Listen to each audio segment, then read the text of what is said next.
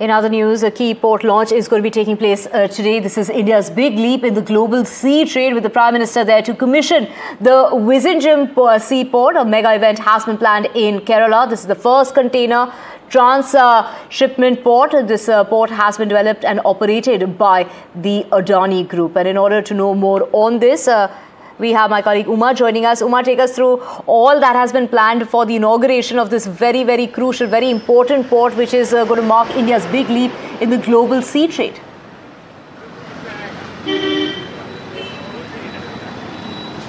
So Prime Minister Narendra Modi arrived here yesterday in the evening, and he was received by Chief Minister Pinarayi Vijayan as well as the Thiruvananthapuram MP Mr. Shashi Tharoor. That itself is a political point, I must say, to start off, because you're talking about the cooperation between the NDA government led by the BJP plus the LDF government here, plus the local MP, and even in the building of this Vizhinjam International Seaport, we are talking about the cooperation of all the political parties and governments coming together to build this port that's going to become an international global gateway to India and could be a game changer as far as Viksit Bharat goes. And that's why you are seeing here huge amount of police deployment everywhere, because today at 11 a.m. is when the inauguration of this port is going to happen.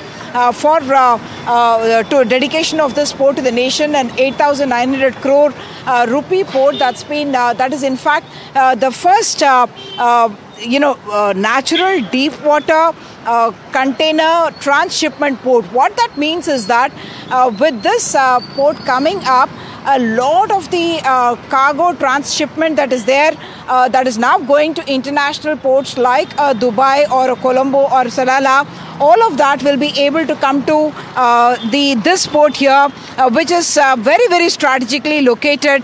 I'm just going to show you the posters there, even as we talk about the big advantages that this is going to bring to the Indian economy, Kerala's economy as well. So there it is. Thank you, PM Modi, for making Vizhinjam International Port a reality, and Modi government stands with Kerala, providing world-class infrastructure for a Viksit Kerala.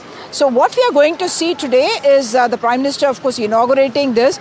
Just a few years ago, 2022, we saw some protests that happened at Vizhinjam, talking about trouble there. But now the story has transformed, because people there are talking about how it is bringing jobs for the locals, is going to be bringing a lot of investment into Kerala, and also the economic prosperity that comes along with it. Interestingly, in fact, it is from the fishermen community there that a lot of people have been recruited, and as many as 9 of the 20 people who are operating what are called the CMG RG, what is the cantilever rail gantry, those are being cranes, those are being operated by 9 women from the fisherwomen community, and that itself is perhaps a symbol of the kind of change that this kind of a port is going to bring to India.